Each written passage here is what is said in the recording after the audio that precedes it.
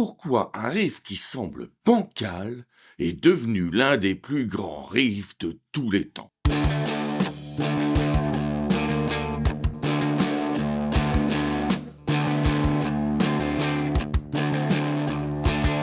Salut mes petits riffologues! Bienvenue dans Riffologie Culte, l'émission où l'on dissèque les riffs les plus mémorables de l'histoire de la guitare.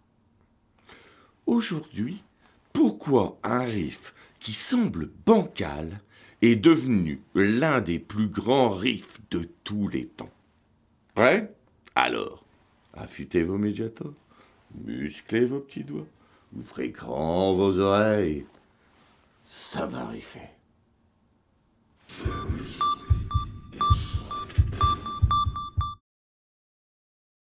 Kashmir est composé au milieu des années 70, à un moment très particulier de l'histoire de Led Zeppelin. Le groupe est alors au sommet de sa popularité.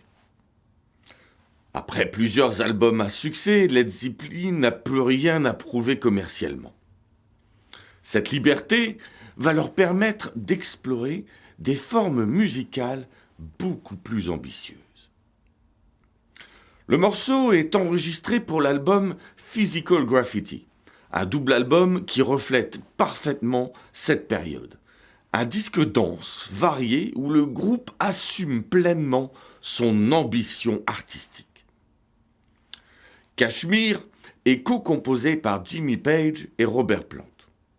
Contrairement à ce que son titre pourrait laisser penser, le morceau ne fait pas référence à un lieu précis visité par le groupe. Le titre évoque plutôt une idée de voyage, d'horizon lointain, de territoire mental. Robert Plant s'inspire de paysages traversés lors de déplacements en Afrique du Nord, notamment dans le désert, pour nourrir son imaginaire et ses textes. Dis donc Robert, la prochaine fois que t'as une idée de chanson, fais ça un peu plus près, genre Londres par exemple. Hein, parce que là, on est paumé. Musicalement, Led Zeppelin s'inscrit dans un mouvement amorcé dès les années 60, où le rock commence à s'ouvrir à des influences extra-occidentales, modales et rythmiques.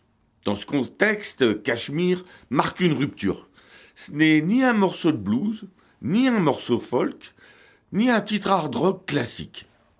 C'est une construction progressive, presque orchestrale, pensée comme un bloc. À sa sortie, en 1975, Kashmir n'est pas conçu comme un single. Sa durée, sa structure et son absence de refrain évident le placent en dehors des formats radio traditionnels. Pourtant, avec le temps, le morceau s'impose comme l'un des piliers du répertoire de Led Zeppelin.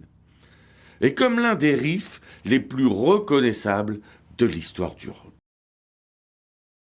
La création de Kashmir est intéressante, parce qu'elle ne correspond pas aux clichés du riff trouvé en répétition ou improvisé en studio. Le riff est composé par Jimmy Page de manière indépendante, en dehors de toute contrainte de texte ou de format. Dès le départ, il est pensé comme une structure autonome, à la fois rythmique et harmonique. Ce n'est pas un simple motif d'accompagnement. C'est une ossature, complète, capable de porter le morceau à elle seule. Le travail autour de ce riff s'étale dans le temps. Il est affiné, ajusté, consolidé, jusqu'à devenir une base stable sur laquelle le reste du morceau pourra s'appuyer. Jimmy Page a expliqué que ce qui faisait la force de Kashmir, ce n'était pas la virtuosité, mais l'équilibre entre le rythme, l'accordage et l'orchestration. Le riff n'a donc pas vocation à évoluer ou à se transformer. Il est volontairement répétitif, presque immobile, comme un socle. Cette approche est essentielle pour comprendre le morceau. Kashmir n'est pas construit autour d'un développement harmonique, mais autour d'une tension rythmique permanente.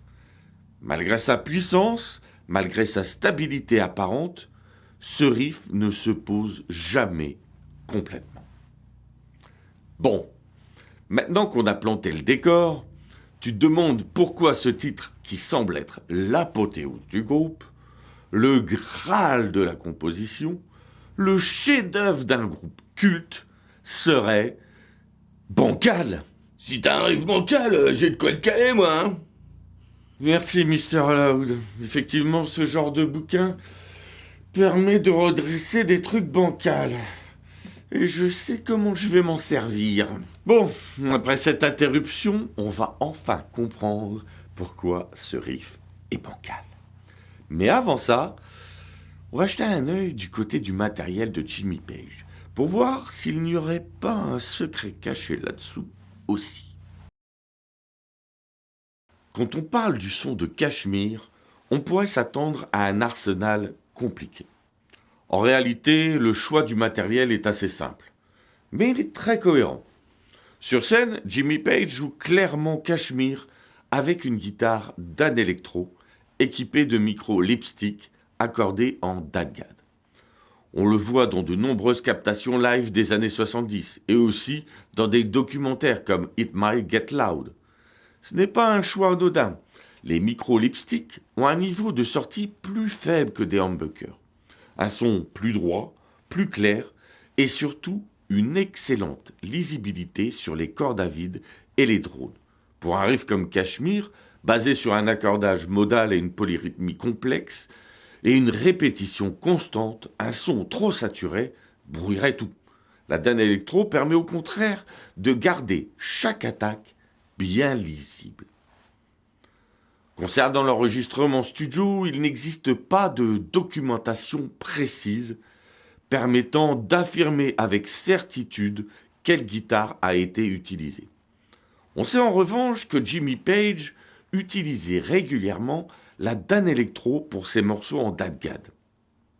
Il est donc raisonnable de penser que cette guitare ait aussi pu être utilisée en studio, même si cela ne peut pas être affirmé de manière définitive. Côté amplification, Page s'appuie sur des amplis Marshall de type Plexi, réglés avec un gain modéré. Il n'y a pas d'effet de guitare marquant sur Kashmir, pas de fuzz, pas de wah, pas de modulation. L'ampleur du morceau ne vient donc pas du matériel seul. Et maintenant, on va comprendre pourquoi ce riff est bancal. Ou plutôt, pourquoi il semble bancal. On attaque un riff massif comme une montagne de l'Himalaya. Et on va s'attaquer tout de suite sur la véritable force de ce riff, son décalage rythmique.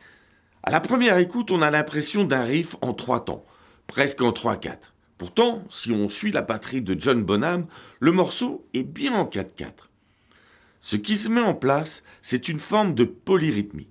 La guitare développe une phrase ternaire, pendant que la batterie reste solidement ancrée en binaire. Dès l'introduction, le premier accord est dédoublé. Il est joué sur 2 triolets consécutifs. Puis, une fois le riff lancé, sa structure devient stable, mais reste asymétrique. Le premier accord n'a qu'un seul triolet. Les 3 accords suivants en ont 2 chacun. Et le dernier accord n'en comporte lui aussi qu'un seul. Cette répartition 1, 2, 2, 2, 1 empêche le riff de se poser naturellement. Il avance, mais sans jamais retomber exactement là où l'oreille l'attend. Pendant ce temps, la batterie reste strictement en 4/4.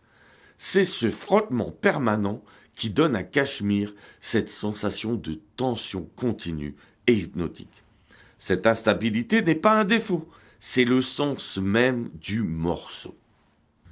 Le deuxième élément qui rend ce riff aussi hypnotique, c'est son accordage, le DADGAD. Cet accordage n'a rien d'anecdotique. Il est popularisé au début des années 60 par le guitariste folk britannique David Graham, qui l'utilise aussi bien pour la musique celtique que pour des musiques traditionnelles, indiennes ou nord-africaines, découvertes lors de ses voyages. Le principe du DADGAD est simple. Il supprime la tierce.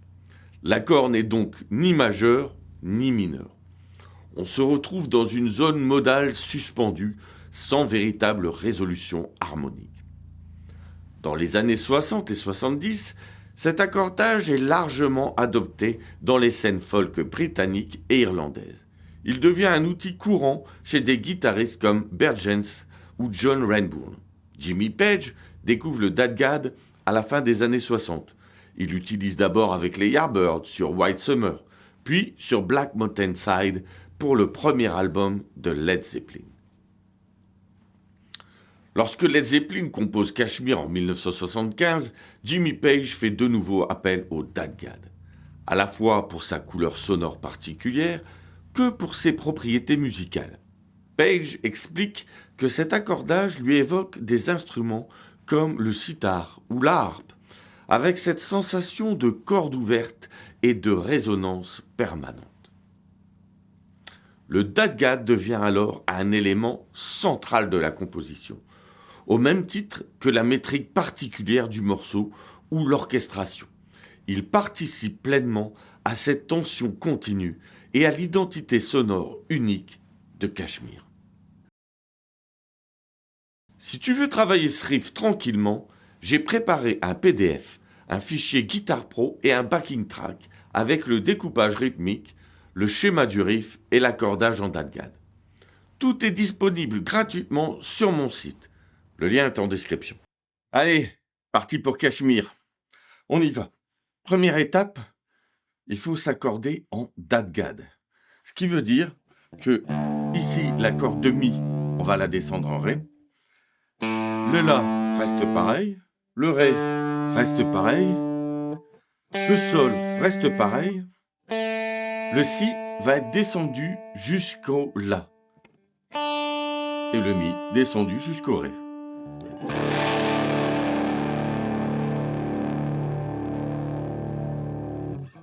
Maintenant qu'on a l'accordage, on va commencer le riff. Tout d'abord, ici, sur la corde de la, à la 5e case, on va poser son petit doigt. Et sur la 2e case de la corde sol, son autre doigt. Et on va laisser jouer les notes entre les deux. Donc, ce qui donne le bourdon en fait. C'est ça qui donne ce côté sitar, drone. Le deuxième accord, on décale. On garde toujours notre position ici à la 5e case de l'accord de la. Mais on a descendu d'un ton. Au lieu d'être à la 2e, on passe à la 3e. Toujours sur ce mouvement chromatique, on va passer de la 3e case à la 4e case. Avec ce doigt-là qui ne bouge surtout pas. On continue à descendre chromatiquement à la 5e case. Et là, pour plus de facilité, on va changer le point d'appui. On va utiliser maintenant le majeur. Et pour le dernier accord, ici, avec le petit doigt, on va aller appuyer sur la 7e case. Et on va garder ici la 5e case.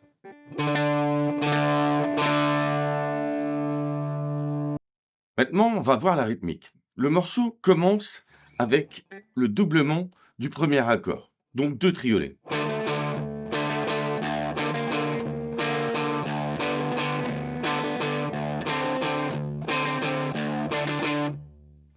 Et là, la subtilité, c'est que le dernier accord ici, on va le faire qu'une seule fois, ce triolet. Et quand on revient sur le premier accord, on ne le fait qu'une seule fois aussi. Donc, la seule fois où on le double, c'est au tout début du morceau. Et c'est ça qui va nous créer notre décalage.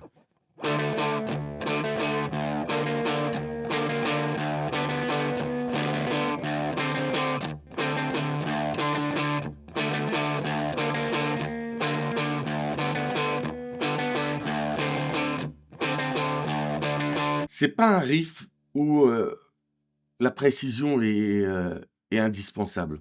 Au contraire, en fait, au plus on laisse résonner, vibrer les cordes à côté, sans que ce soit le foutoir non plus, ça permet de donner de la densité. Donc, quand on joue faut y aller franco, quoi.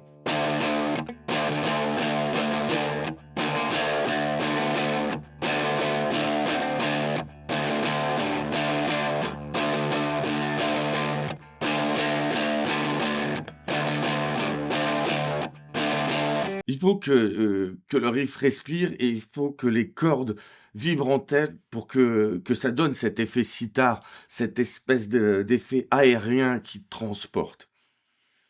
Donc voilà, avec tout ça, normalement, tu peux jouer ce riff.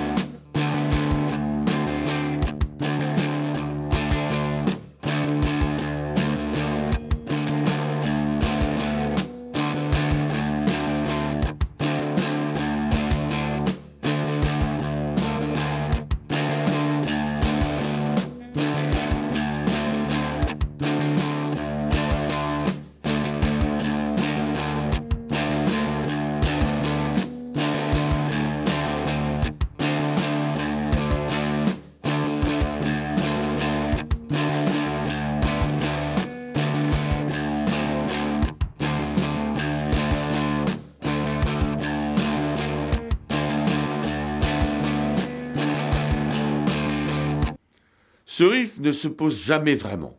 Il avance, il insiste et il t'embarque avec lui. Cachemire, ce n'est pas un riff bancal. C'est un riff qui refuse de rentrer dans une case. Si tu veux continuer à comprendre pourquoi certains riffs traversent le temps, abonne-toi à Riffologie Culte.